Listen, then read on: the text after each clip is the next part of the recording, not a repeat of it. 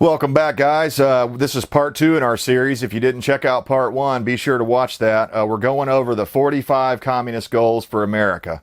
This was first introduced or discovered in 1961, and then it was read onto the floor of Congress in 1963. We're on number 27 here. We've been trying to go through these as fast as we can.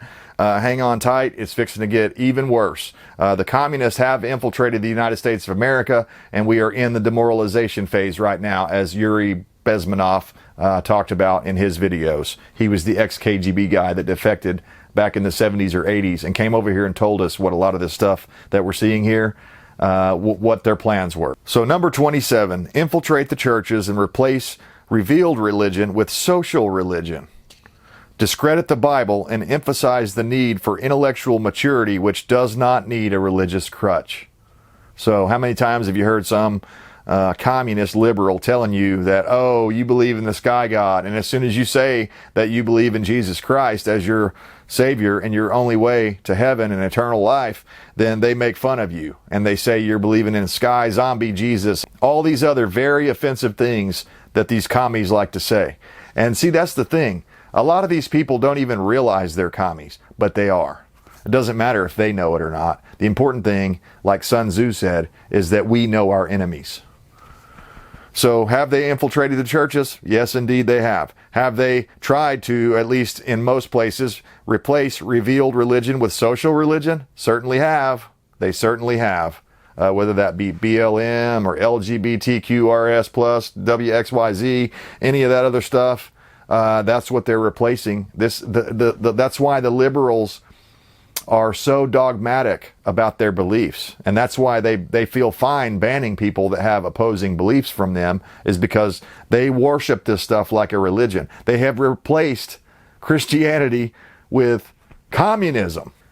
So with personal conduct now reduced to whatever feels good, do it responsibly, the acceptance of worship and obedience to a supreme being and striving to live the highest moral standards in one's personal life have been pushed aside. Traditional churches, originally organized as places for self-renewal and improvement, are being diluted into social clubs. And that's so true. That's so true. How many pastors closed down during the great lockdown, the great deception that we went through back in 2019, 2020? I mean, how many? Quite a few. Quite a few. Number 28, this is another big one. Eliminate prayer, any phase of religious expression in the schools on the grounds that it violates the principle of separation of church and state. How many times have we heard that? Anytime someone starts talking about bringing prayer back into the schools, then suddenly there's a whole bunch of liberals screaming at the top of their lungs, separation of church and state. Where did they learn that from? They learned it from the number 28 on the communist goals out of 45 to take over and destroy everything we hold dear. So in 1960, Madalyn Murray O'Hair sued her school over forcing prayer and Bible study on her son William. In 1963, the Supreme Court upheld her position, and prayer and Bible reading were banished from all public schools in America. Since that ruling, Bible reading and prayer have been sought out and attacked in a multitude of ways, including challenging the display of the Ten Commandments on public facilities, prayers at a town council meeting, and Christmas decorations displayed in public buildings. They want to eliminate Christianity. That's a big problem. You know, if you start thinking about different stories in the Bible, I mean, like, Pharaoh set my people free, stuff like that. Kind of pushes people toward liberty and not communism. So that's why the communists are so anti-Christian. Always have been, always will be. They're anti-religion in general. They want communism to be your religion. Number 29, discredit the American Constitution by calling it inadequate, old-fashioned, out of step with modern needs, a hindrance to cooperation between nations on a worldwide basis. And how many times have we heard that the Constitution, it wasn't written for AR-15s. All they had was muskets. And that is a complete farce. That's a fallacy of an argument. For one thing, clearly the Founding Fathers in the Second Amendment were directly speaking to the arming of individuals. And These liberals will twist it 6 ways to Sunday to try to get rid of the Constitution. They want to take away its teeth. They want to take away the power of the people, the will of the people. They don't care about the will of the people. They care about implementing communism. And any way they can do that, including taking us to the New World Order, will be done. So nearly all progressive politicians declare that the Constitution is a living document that must be changed with the times. And by that, they mean it must be allowed to evolve and remain changeable like a mound of soft clay that can be sculpted into anything the majority party wants, so long as it remains clay. So that's when Biden says no amendment to the Constitution is absolute. That's what he means. It's a malleable piece of clay that they can bend and mold and shape into anything they want it to mean. And right now they want it to mean AR-15s are illegal. Number 30, discredit the American founding fathers. Present them as selfish aristocrats who had no concern for the common man. How many times have you heard that? How many times have you seen PBS specials where they're talking about how Ben Franklin was a womanizer and all these other, and Thomas Jefferson was a slave owner, and oh, don't you know he had a slave baby with one of his slaves, and so that makes him a really terrible person. And even though he was originally, when he penned the Declaration of Independence, there was something in there that addressed slavery and getting rid of slavery. He was dead set against it. It was just, that was the way the system was constructed, so that's what he did.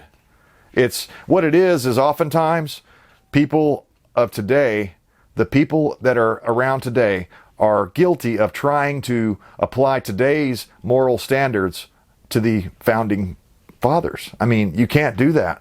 Everything was different back then. We didn't know about a lot of different stuff. We have new knowledge now, but that doesn't mean you can change all of our founding fathers into just evil douchebag aristocrats that were womanizers and slaveholders and slave owners. And that's the only thing that people are being taught today in public schools are the bad things. They're not being taught, or if they are being taught the good parts of America, it's brushed over later on as they get older by all the bad things that the founding fathers did. So, number 31, belittle all forms of American culture and discourage the teaching of American history on the grounds that it was only a minor part of the big picture. Give more emphasis to Russian history since the communists took over.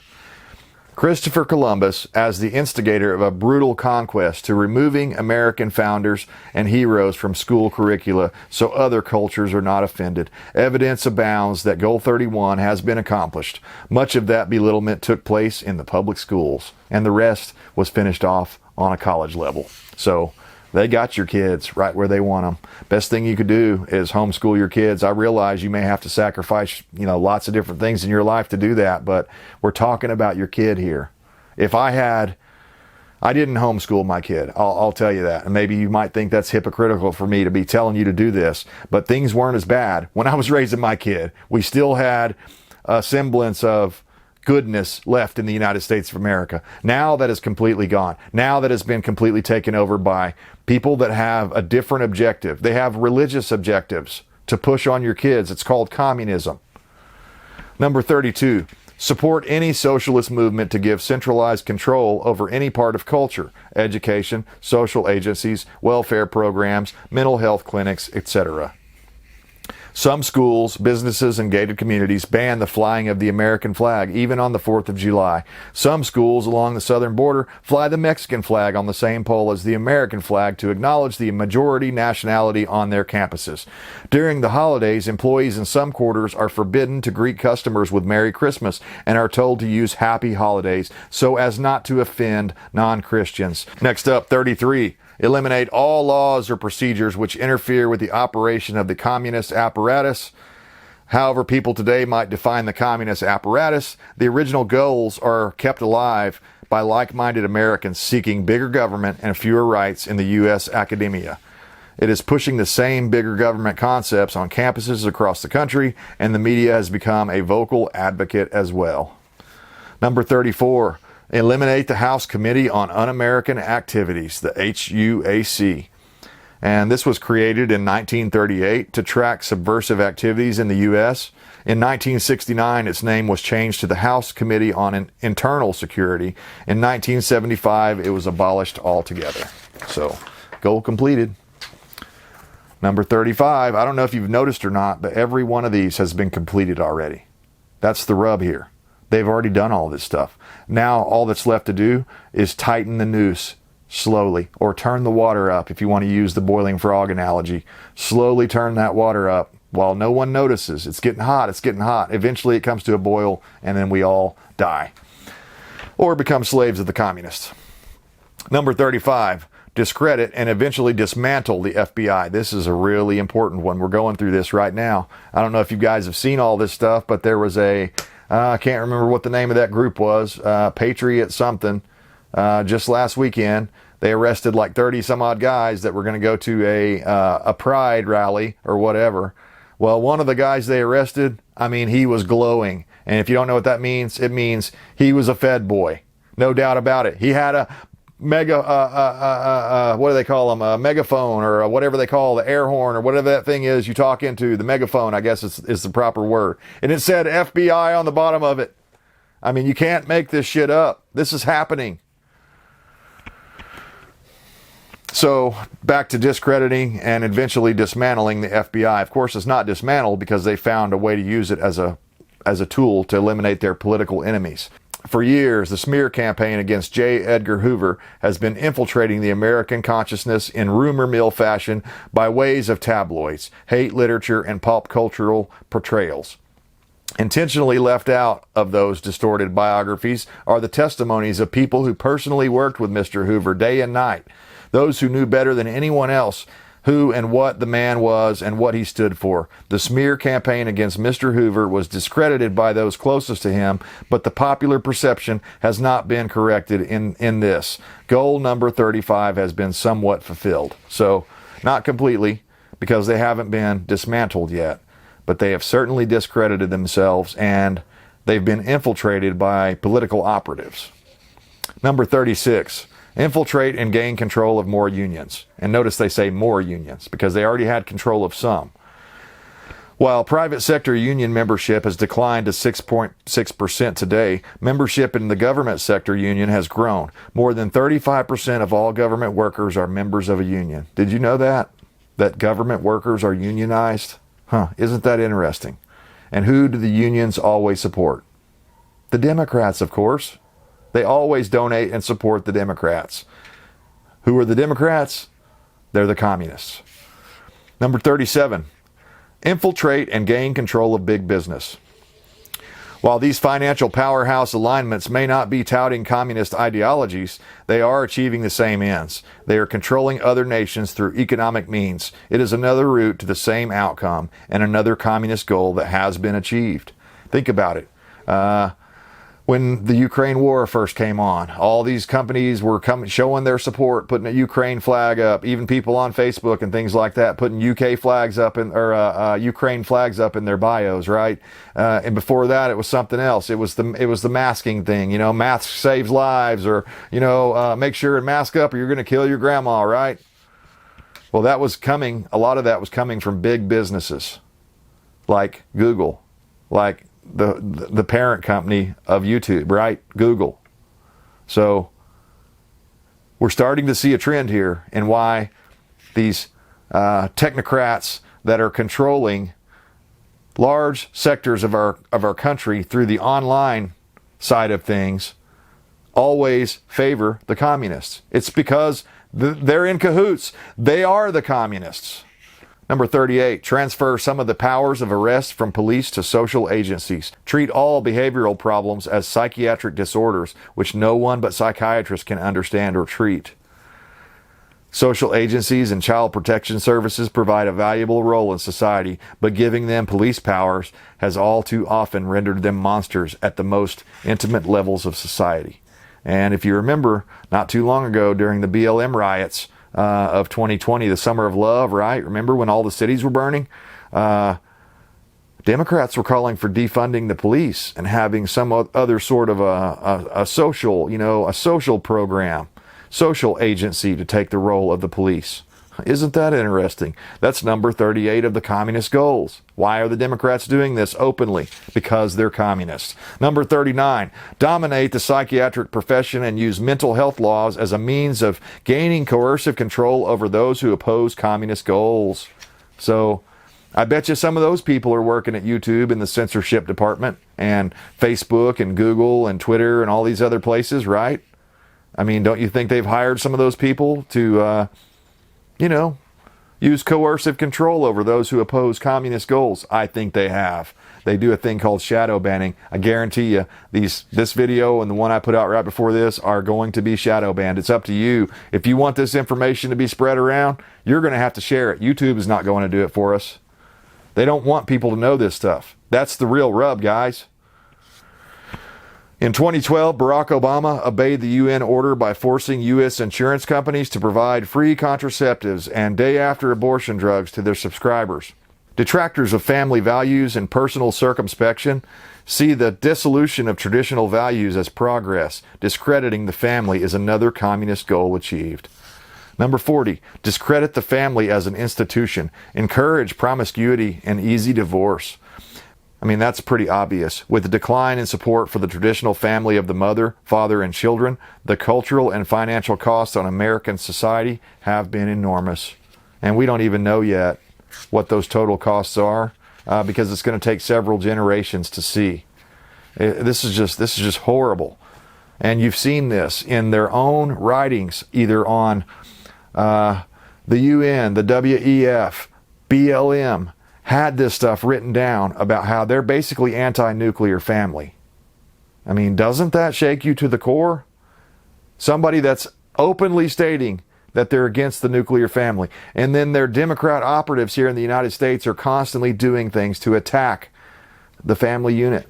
I mean, just think, just on the inflation alone, how many more fights and divorces and other things are coming about because of all this inflation, because of more strain and more stress put on people's relationships as a result of this Bidenflation.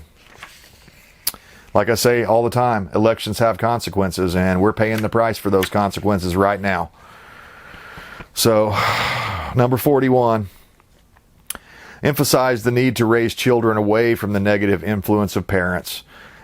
Attribute prejudices, mental blocks, and the retarding of children to suppressive influence of parents. Families without fathers are prevalent today, and there's no doubt about that. And you can see it all the time. When you see that kid at the store that's just throwing a big fit temper tantrum because he didn't get, whatever he wanted to get, or maybe his mom is making him stay off of his iPhone for 5 seconds or something, and he's throwing a fit, or she's throwing a fit. That's what we've created here, fatherless households, and the mothers in many cases don't know how to handle these kids by themselves because children are supposed to be raised with a father and a mother. Really, the moral of the story there is if you don't want to have a baby with somebody accidentally, then either use contraceptives or just keep your legs closed and, keep your thing in your pants. That way you won't be having out-of-wedlock children, which is a big part of the problem here in the United States. But that goes back to one of those other ones we talked about promiscuity and just getting rid of the family in general. Number 42, create the impression that violence and insurrection are legitimate aspects of the American tradition and that students and special interest groups should rise up and use united force to solve economic, political, or social problems. Number 42 has certainly been achieved time and time and time again. I'll give you some examples here. The Weathermen, the Weather Underground, the Black Panthers, the Symbionese Liberation Army, Occupy Wall Street, Black Lives Matter movement, and now Antifa. In 1971, Saul Alinsky's new book, Rules for Radicals, gave activist groups step-by-step instructions on how to organize segments of society to push their socialist agendas. Number 43, overthrow all colonial governments before native populations are ready for self-government. And this is a clever move to depose the U.S. as the dominant stabilizing power in the region. And basically, this is not really about the United States. It's about when we go over to another place, like, let's say, I don't know, Afghanistan or something like that. So basically, they want to overthrow these governments, they're going to help and overthrow these governments that the U.S. is spending billions and billions of dollars to set up, right? Well, meanwhile, behind the scenes, the communists are trying to overthrow this government. And sometimes not even behind the scenes, sometimes they're in our own government. So these systems are set up to fail. And the whole point of something like this, a failure like this, why would you do something like that? So that you can get rid of America's monetary power, our buying power, the power of the US dollar. Every time these people hit print and send out blank checks to Zelensky or to the people in Iraq when we were rebuilding Iraq, remember that? The United States taxpayers paid for major portions of Iraq to be rebuilt. Why is that? In my opinion, when you go to war and you destroy things, you leave them destroyed as an example. Instead, we come in and rebuild them. Why is that? To break the US dollar and bring in communism. Number 44, we're almost through them, guys. Number 44, I appreciate you sticking with this. This is all very important stuff. Number 44, internationalize the Panama Canal. And remember, when this was written, the Panama Canal was still under U.S. sanction. It was under U.S. jurisdiction at that point. We built it. We paid for it. Yes, it wasn't on our land, but many people, including me, think we should have kept that. And that could have been a source of not only power, but income for the United States of America. We built the damn thing, right? Well, they internationalized it. Back on September 7th, 1977, a treaty ending the American occupation of the Panama Canal Zone was signed by President Jimmy Carter. Old peanut boy. He signed it. Signed it away. Gave it to him. Now who controls it? Take a look. It's the Chinese. They came in and snapped it up. Last one, number 45, repeal the Connolly reservation so the U.S. cannot prevent the World Court from seizing jurisdiction over domestic problems. Give the World Court jurisdiction over nations and individuals alike. So the Connolly reservation is the only major communist goal that has failed to get off the ground. Were the Connolly reservation to be repealed, the World Court could enforce its decrees directly against individual Americans in many different types of domestic issues, in violation of basic constitutional principles of sovereignty, self-government, the Bill of Rights, and freedom. Of course, if you've been paying attention to the news, although they haven't given jurisdiction to this World Court by repealing the Connolly reservation, what they have done, Biden just gave jurisdiction to the WHO. So they found another way to do it. They knew that they couldn't get people to sign on to this garbage, so they found a backdoor way of doing it, which is what they always do. If they can't hit it head on, they'll come back around and sucker punch you when you're not looking. And they'll use the World Health Organization and Tedros, whatever his name is, the communist leader of the World Health Organization, who's already talking about restrictions because of this newest pandemic called monkeypox. So I bet you can't wait for that, huh? For the WHO to come in and take control of your cities and lock them down. And the United States government will have zero say in that. I mean, who in their right mind gives power away like that? Only somebody who wants to destroy the country by using communism. So, guys, I hope I've given you a lot to think about here. I know that was a lot of words, and I appreciate you sticking with the channel and sticking with this video especially. This may be the most important video I've ever done because it's true. It's 100% true. I'm not lying. This stuff was all read to the Congress, these 45 communist goals. If you don't believe me or you didn't keep up when we were going through them, go back, please, and read these yourself. I'll provide a link down in the description where I got this article from that really did a great job of explaining all of these different things that we're seeing in our country that are, like I've said before, it's a death by 1,000 cuts. These 45 examples are not the only things they're doing. These are just some of the things they're doing. You feel it, you see it, you hear it. I don't have to tell you things are bad. You know things are bad. So, guys, I appreciate you tuning in, sticking with the channel. Hit the thumbs up. Share these videos if you want this information to get out there. It's the only way.